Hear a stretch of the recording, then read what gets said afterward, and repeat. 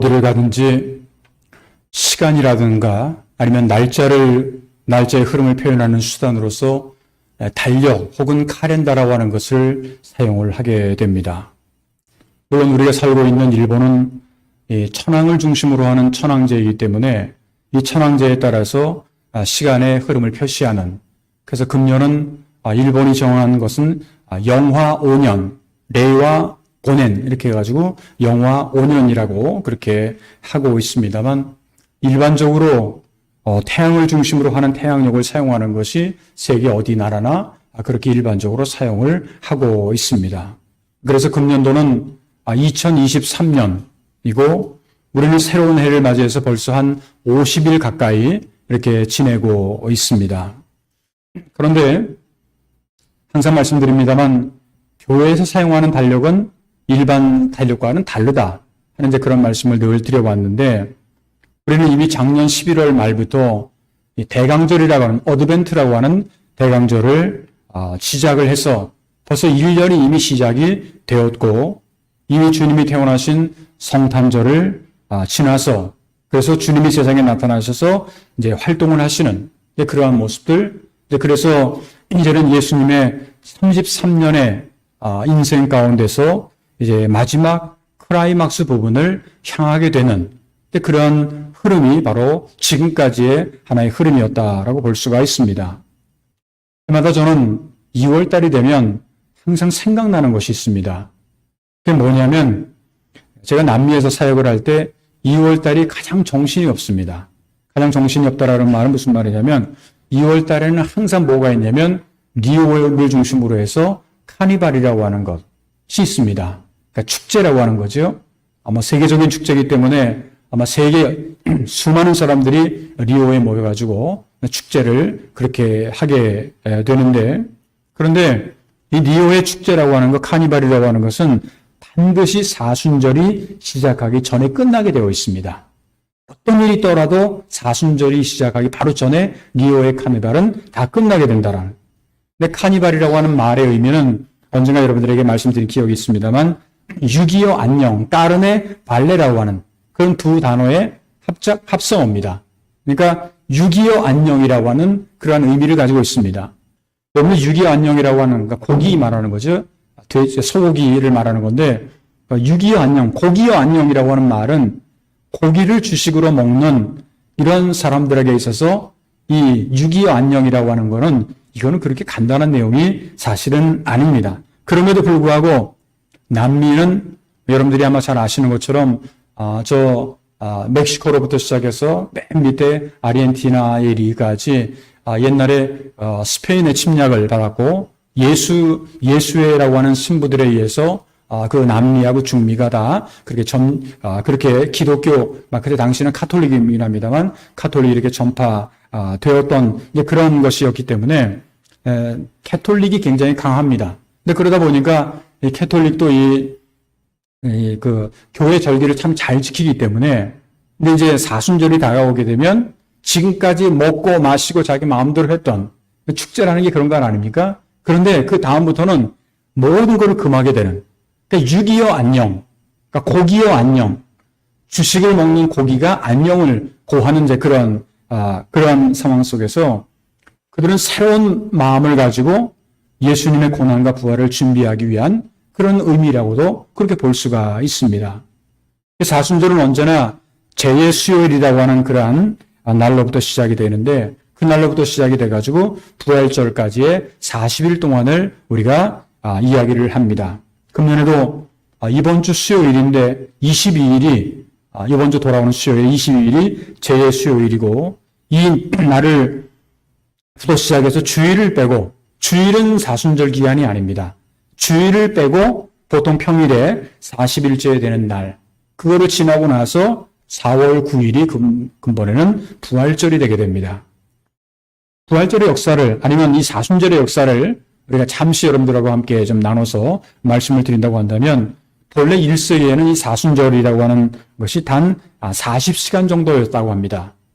그것은 바로 예수님께서 40시간 동안의 무덤에 계셨다라고 하는 것을 하나의 근거로, 그것과 일치시키기 위해서 예수님께서 무덤 안에 계신 이 40시간 그런 의미로 40시간이라고 하는 거였는데, 그런데 그것이 이제 3세기에 가게 되면, 한 200여 년 전에 가게 되면, 그때 가게 되면 6일이었다가, 그 다음에는 다시 이제 좀 변경이 돼서 1년에 365일인데, 1년 365일에 10분의 1, 그러니까 우리가 보통 10의 1조를 강조를 많이 하는데 10분의 1인 36일 동안을 그렇게 사순절로 그렇게 결정을 하게 됩니다.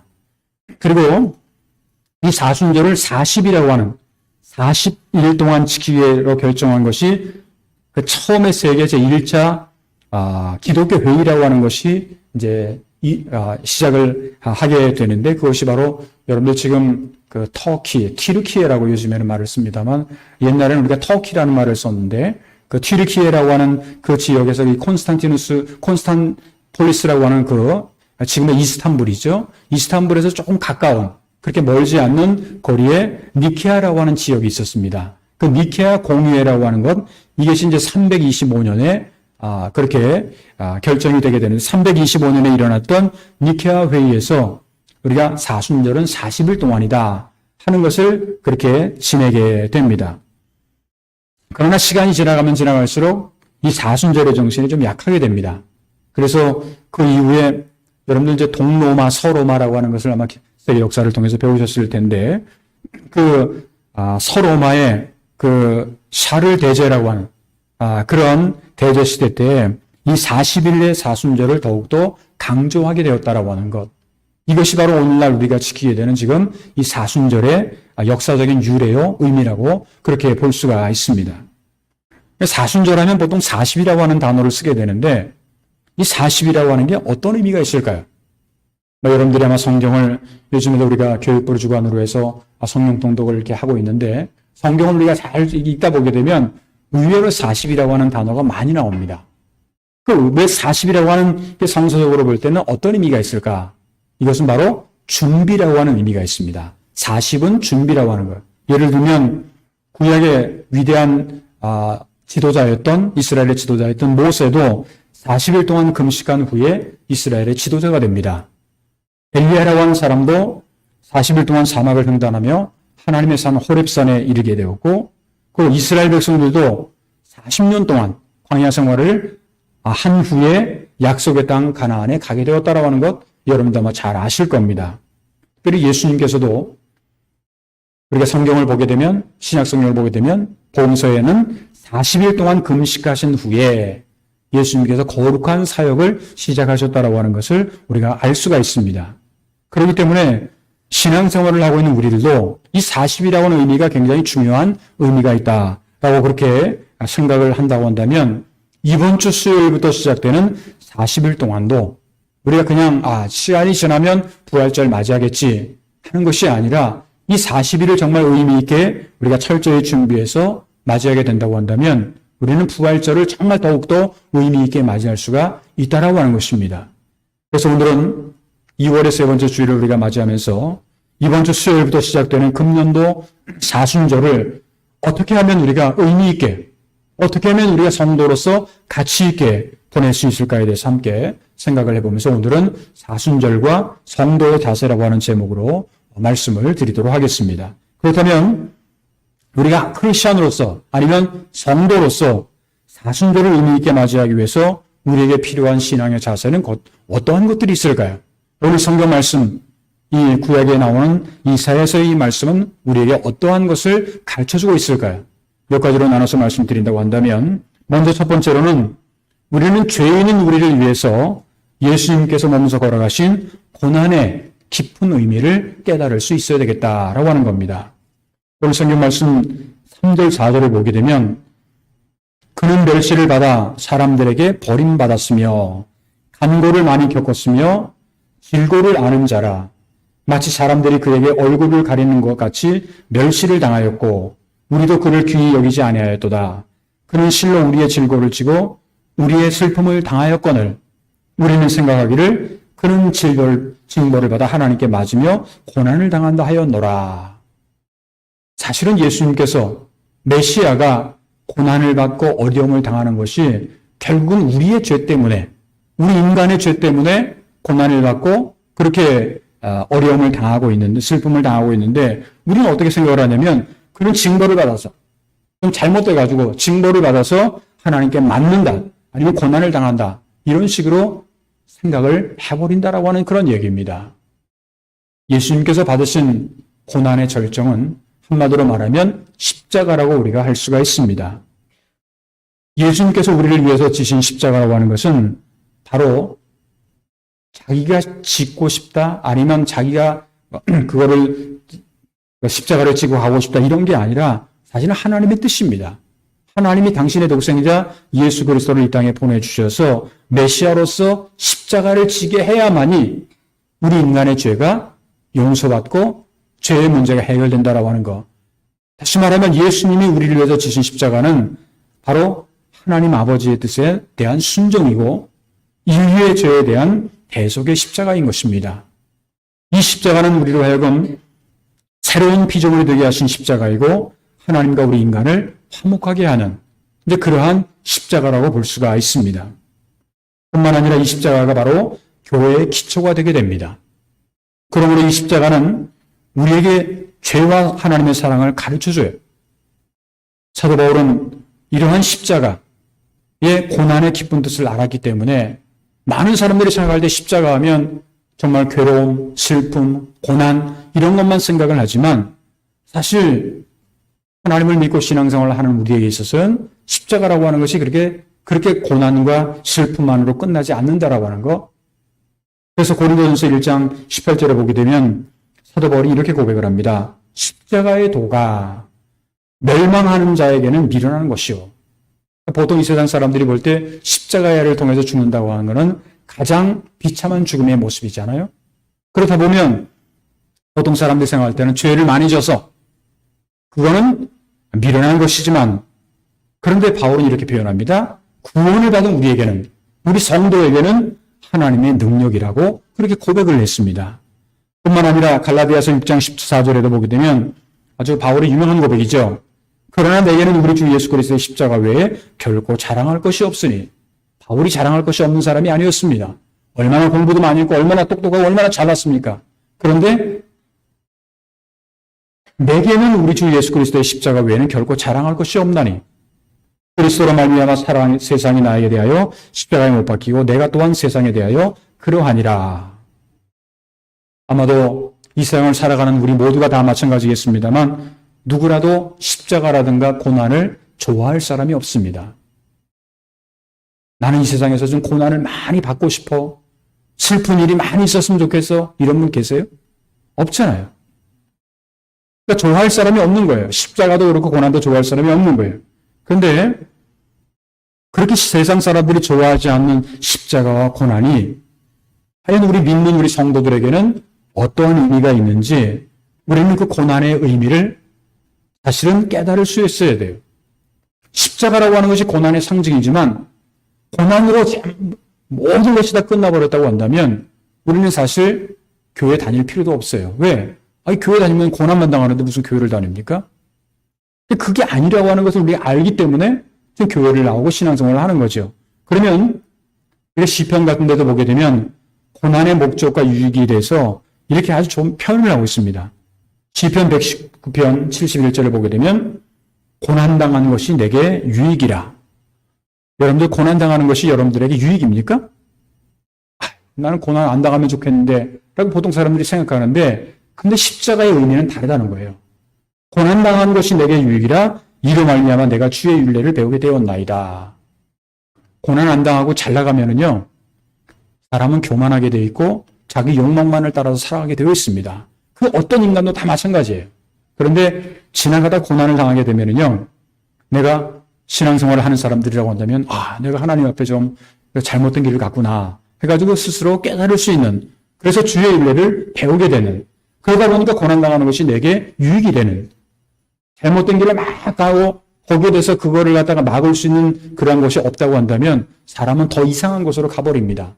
그런데 잘못된 길로 가다가도 이게 안 된다라고 하는 것을 고난을 통해서 우리에게 알려주면 결국은 이건 우리에게 있어서 결론적으로 도움이 되고 유익이 되는 것 아닙니까? 또 시편 119편 67절에 보게 되면 고난당하기 전에는 내가 그릇 행하였더니 이제는 주의 말씀을 지키나이다.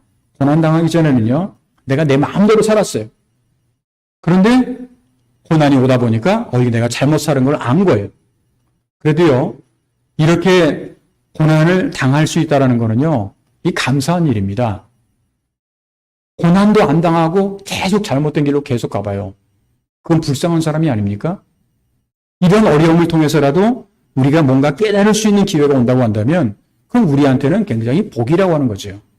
이 말은 고난을 통해서 우리는 하나님의 뜻을 깨닫게 되고 주의 말씀을 지키게 되었고 또 구원의 길을 알게 되었다라고 하는 겁니다.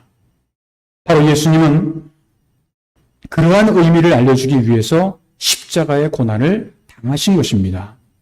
바로 이것이 사순절을 맞이하면서 우리가 깨달아야 될 고난의 깊은 의미라고 하는 것을 우리가 먼저 알 수 있어야 되겠습니다. 두 번째로 사순절을 맞이하면서 우리 성도들에게 필요한 자세는요. 지금까지 우리 자신들의 모습을 한번 되돌아볼 필요가 있다는 겁니다. 그냥 단순하게 되돌아보는 것으로 끝나는 것이 아니라 우리 인간은 누구나 다 하나님 앞에 죄를 짓고 잘못된 인생을 살아왔다 하는 것에 대해서 우리가 참회하고 회개하는 자세를 가져야 된다라고 하는 겁니다. 오늘 성경 말씀 5절 6절을 보게 되면 그가 찔림은 우리의 허물 때문이요 그가 상함은 우리의 죄악 때문이라. 그가 징계를 받음으로 우리는 평화를 누리고 그가 채찍에 맞음으로 우리는 나음을 받았도다. 우리는 다 양 같아서 그를 행하여 각기 제 길로 갔거늘 여호와께서는 우리의 모든 죄악을 그에게 담당시키셨도다. 이렇게 말씀을 하고 있습니다. 우리가 사순절을 이렇게 맞이하면서 무엇보다도 우리가 자신의 인생과 신앙생활을 한번 되돌아볼 필요가 있다라고 하는 겁니다. 어떤 코로나라고 하는가 아니면 여러 가지 어떤 다른 어려움이라든가 이런 것이 있어야만 우리 자신들을 되돌아보는 것이 아니라 사실은 이 사순절 앞에서도 우리 자신들의 모습을 한번 되돌아봐야 된다라고 하는 거예요. 정말 나는 오늘까지 살아오면서 바른 신앙생활을 걷고 있는가?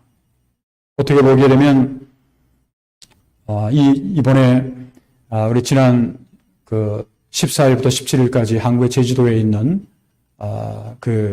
곳에서 거기는 아마 여러분들이 아시는 분은 아시겠습니다만 평양신학교에서 7명이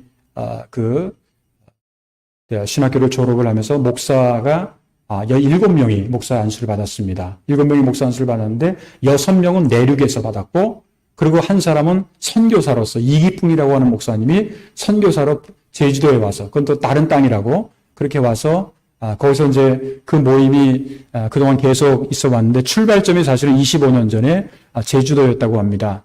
저도 사실은 제가 이번에 이렇게 가게 된 동기도 제가 제일대한기독교 총회장 경험이 있다 보니까 이게 순서로 제가 이 모임의 회장이 됐어요.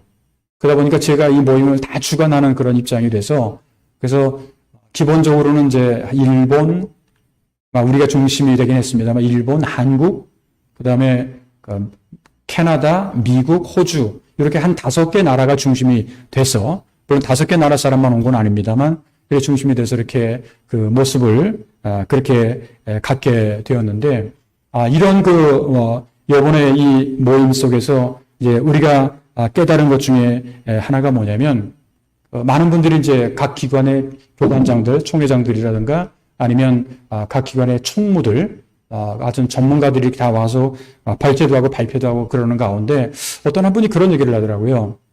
사실 이번 3년 동안을 우리가 되돌아보면서 우리 기독교인들이 철저하게 자기 자신들의 모습을 한번 되돌아봐야 되지 않느냐, 반성해야 되지 않느냐, 철저하게 회개해야 되지 않느냐. 정말 우리가 신앙생활을 지금까지 제대로 해왔는가? 옛날에는 박해도 많고 또 순교자도 많고 그런 시대도 그렇게 열심히 신앙생활을 해왔는데 요즘에 우리의 신앙생활이 조금 이렇다고 어려움 당하고 교회 안 나오고 조금 어렵다고 그래서 자기 마음대로 살고 어떤 한테 그런 지금 우리 신앙생활이 정말 제대로 된 것인가 하는 그런 얘기를 들으면서 제가 제 나름대로도 맞다 그런 생각을 제 나름대로 하게 되었습니다. 정말 나는 바른 신앙생활을 하고 있는가? 고린도후서 13장 5절을 보게 되면 사도 바울은 너희 믿음 안에 있는가? 너희는 믿음 안에 있는가? 너희 자신을 시험하고 정말 믿음으로 살아가고 있는가? 네 자신을 한번 테스트를 한번 해봐라. 너희 자신을 확증하라. 예수 그리스도께서 너희 안에 계신 줄을 너희가 스스로 알지 못하느냐? 그렇지 않으면 너희는 버림을 받은 자니라. 어떻게 보면 참 무서운 얘기입니다. 사순절이라고 하는 기간은 어떻게 보면 우리가 막 편하게 놀고 먹고 누리고 하는 그런 시간들이 아니에요. 자기를 괴롭히는 시간이기도 합니다. 성경에 보게 되면 절기 가운데 자기를 괴롭히게 하는 그런 절기가 있습니다. 그 절기가 뭐냐면 속죄일이라고 하는 거예요. 레위기 23장 26절부터 29절에 보게 되면 이런 말씀이 기록되어 있습니다. 여호와께서 모세에게 말씀하여 이르시되 일곱째 달 열흘날은 속죄일이니 너희는 성회를 열고 스스로 괴롭게 하며 여호와께 화제를 드리고 이날에는 어떤 일도 하지 말 것은 너희를 위하여 너희 하나님 여호와 앞에서 속죄할 속죄일이 됨이니라. 이날에 스스로 괴롭게 하지 아니하는 자는 그 백성 중에서 끊어질 것이라. 굉장히 무서운 말씀이기도 합니다. 이스라엘 백성들은요, 이 절기가 되면 스스로 괴롭히게, 자기 몸을 괴롭히게 만들어야 된다는 거예요. 이것은 해도 되고 안 해도 되는 그런 것이 아니라 안 하면 그 집안은 자녀가 없어서 사라지는 집안이 된다라고 하는, 어떻게 보면 굉장히 아주 무서운 그러한 말씀이기도 합니다. 사순절은요, 예수님의 십자가, 예수님의 고난을 생각하면서 나 스스로를 조금 괴롭게 만드는 그러한 절기라고 하는 겁니다. 스스로 괴롭게 하는 것 중에 중요한 것이 뭐냐면 우리의 죄를 고백하는 거예요. 그리고 참여하는 겁니다. 아마도 사람들은 다 누군가가 너한테 와서 당신 죄 있다 그렇게 하게 되면 내가 무슨 죄가 있어 하는 식으로 그렇게 아마 이야기를 하고 싶어 할 겁니다. 그렇지만 철저하게 내 자신을 되돌아보면 얼마나 우리는 죄인 덩어리인지, 얼마나 많은 허물이 있는지 이것을 우리가 알아야 되죠. 깨닫게 됩니다. 죄인으로 살아온 우리에게 회개라고 하는 것은요, 가장 기본적이고 가장 중요한 것입니다. 왜냐하면 예수님께서 이 땅에 오셔서 고난을 받으신 목적이 뭐냐? 바로 죄인인 우리를 회개시키기 위한 거예요. 왜 예수님께서 이 땅에 오셨을까? 결국 죄로 인해서 죽을 수밖에 없는 우리 인간을 회개시켜서 살려주려고, 구원해 주려고. 누가복음 5장 32절에 보게 되면 내가 의인을 부르러 온 것이 아니요 똑똑하고 잘난 사람들을 불러서 예수님께서 이 땅에 오신 게 아니라고 하는 겁니다. 그것이 아니라 죄인을 불러서 회개시키러 왔노라. 여러분이나 저나 다 죄인 아닙니까? 그렇다고 한다면 우리를 불러서 회개시키게 하는 것, 이게 바로 예수님께서 우리에게 오신 중요한 목적 중에 하나라고 하는 겁니다. 만약 우리가 회개하지 않으면 어떨까요? 누가복음 13장 3절에 보게 되면 너에게 이르노니 아니라 너희도 만일 회개하지 아니하면 다 이와 같이 망하리라. 이것도 참 무서운 말씀이죠. 하나님이 우리에게 구원을 주시기 위해서 예수 그리스도를 이 땅에 보내주셔서 예수를 믿는 사람은 구원을 받지만 그렇지 않고 회개하지 아니하면, 하나님을 믿고 신앙생활을 제대로 하지 아니하면 결국은 망할 수밖에 없다라고 하는 것. 이것이 바로 예수님께서 우리 가르쳐 주신 내용이라고 하는 겁니다. 우리가 금년에 사순절을 이렇게 맞이하게 되죠. 이번 주 수요일부터 맞이하게 되는데 여러분들은 아마 내년에도 사순절이 있고 그 다음에도 사순절이 있고 그 다음에도 사순절이 있을 텐데 라고 이렇게 생각하시는 분들이 많이 계실 거예요. 저도 그렇게 오래 산 사람은 아닙니다. 그래도 저는 60은 됐습니다. 근데요, 제가 이렇게 오늘까지 살아오면서 그렇게 긴 세월을 살아오진 않았지만 저는 우리 교회 목회하면서도 그런 걸 많이 느꼈어요. 오늘까지는 봤는데 내일 뵙지 못한 분이 계세요. 실제로 우리 교인 가운데 그런 분이 계셨습니다. 그러니까 오늘은 끝나고 나서 예배 끝나고 나서 잘 가시라고 이렇게 하면서 인사하고 다음 주에 뵐게요 하는데 그 다음날 돌아가신 분이 계세요. 그러니까 저도 어떤 큰 교회 목사님이 한번 그런 말씀을 하시더라고요. 매 순간순간마다의 그 예배가 마지막 예배라고 하는 생각을 늘 하면서 살아야 된다. 왜냐하면 자기는 교인들이 한 몇몇 명 되고 많이 있다 보니까 그 주에는 사람들이 있었는데 그 다음 주에 안 보이는 분들이 굉장히 많이 있는 거예요. 근데 우리가 기회가 얼마든지 있다? 사순절의 기회가 얼마든지 있다? 회개할 수 있는 기회가 얼마든지 있다? 그건 여러분 생각이죠. 실제적으로는 그렇지 않을 수도 있다고 하는 겁니다. 그러니까 또 한 번의 기회가 우리에게 사순절의 기간이 주어졌을 때 회개를 통해서 멸망의 길이 아닌 생명의 길로 우리는 걸어갈 수 있어야 되겠다라고 하는 겁니다. 따라서 이번 사순절을 맞이하면서 지금까지의 삶을 우리가 되돌아보면서 참으로 회개하고 참여하는 그런 자세를 갖는다라고 하는 것, 이것이 바로 우리의 성도의 이 사순절을 맞이하면서 중요한 자세라고 하는 거죠. 세 번째 마지막으로 사순절을 맞이하는 성도의 자세로서 우리는 이때야말로 신앙의 훈련과 교육의 시간이 되어야 된다라고 하는 겁니다. 기본적으로 사순절이라고 하는 것은요, 신앙을 훈련하고 배우는 기간이라고도 말씀드릴 수가 있습니다. 그러면 이 사순절에 우리가 무엇을 훈련을 해야 되고 무엇을 배워야 되는가? 여러분들이 이 사순절 기간 동안에 우리가 뭘 해야 될지 잘 모르는 분들이 혹시 계실지 모르겠습니다만 몇 가지만 제가 알려드릴게요. 첫 번째가 기도하는 겁니다. 사순절이 예수님께서 가장 많이 하신 게 뭔지 아세요? 바로 기도입니다. 40일 동안에 기도를 그치지 말아야 되겠다라는 거죠. 예수님은 사순절 마지막 즈음에 제자들을 데리고 겟세마네라고 하는 동산으로 올라가셨습니다. 그리고 기도하시는데 그 기도의 내용이 성경을 보게 되면 땀이 핏방울이 될 정도로라고 하는 표현을 씁니다.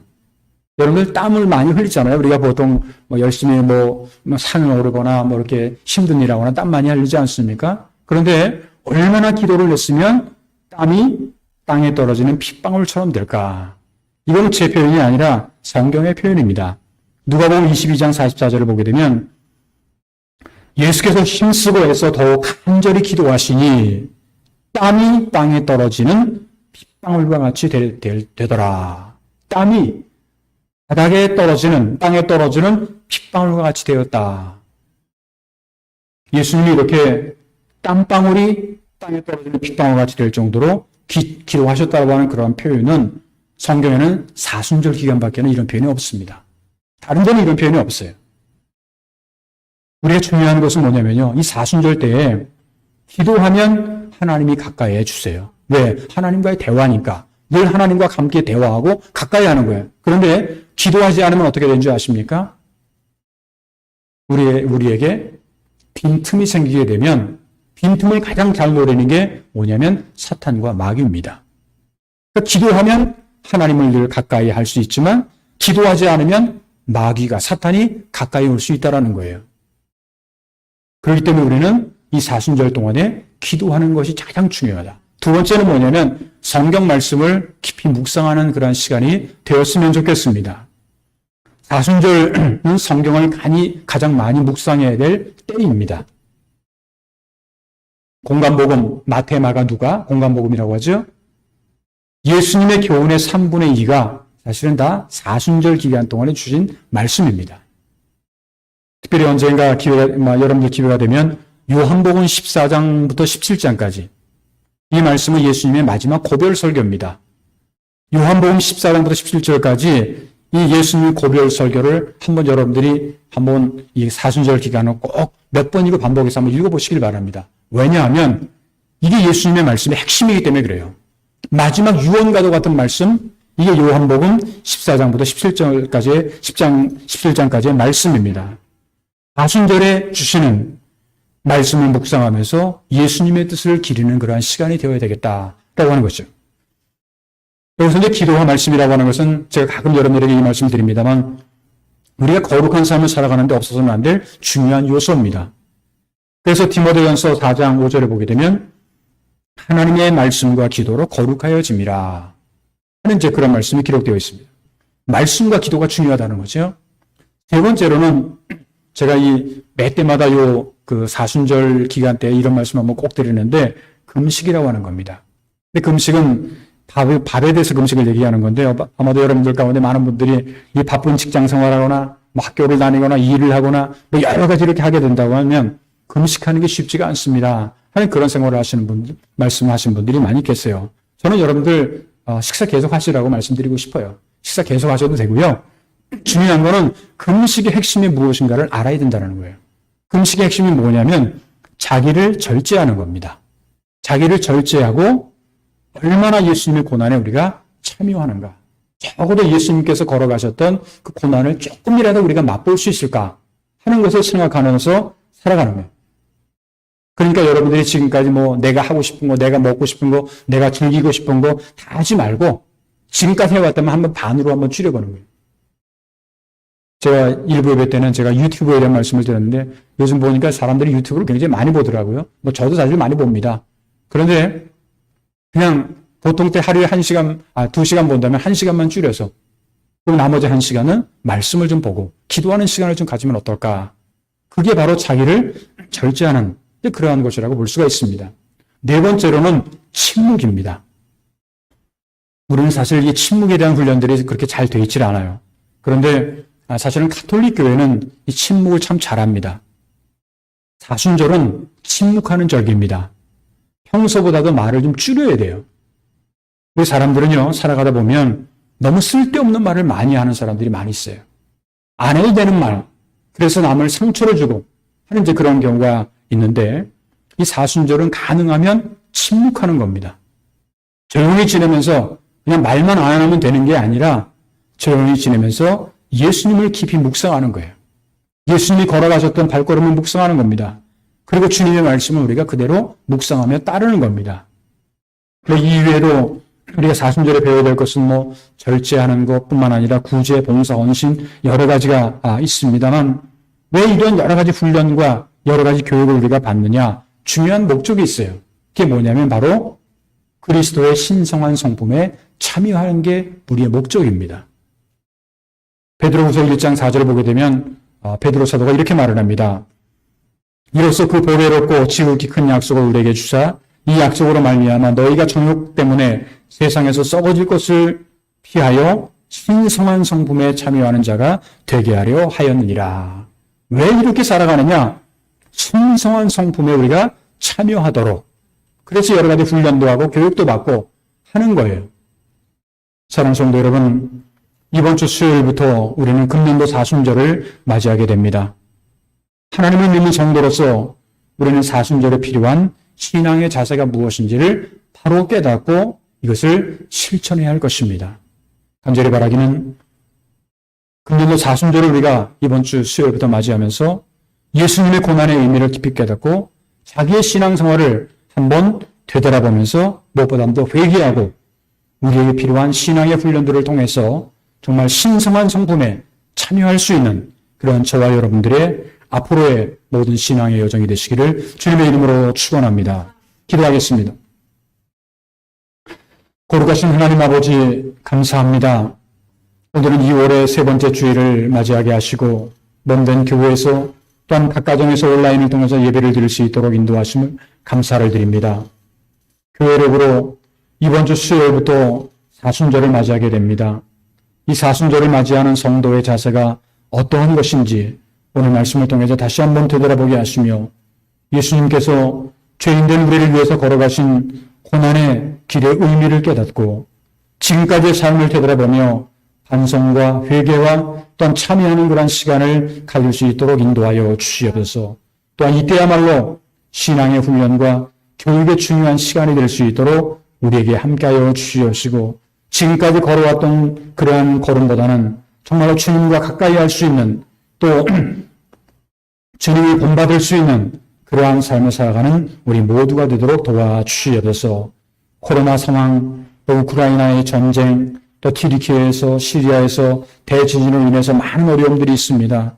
우리는 아무것도 할 수 없지만 하나님 우리는 기도할 수가 있습니다. 하루빨리 여러 가지 어려움 가운데 해방되게 하시며 또한 대지진으로 인해서 고난받는 수많은 사람들이 하루빨리 이제 회복되며 치유받을 수 있도록 주님께서 인도하시며 그들을 주님께서 위로하여 주시옵소서.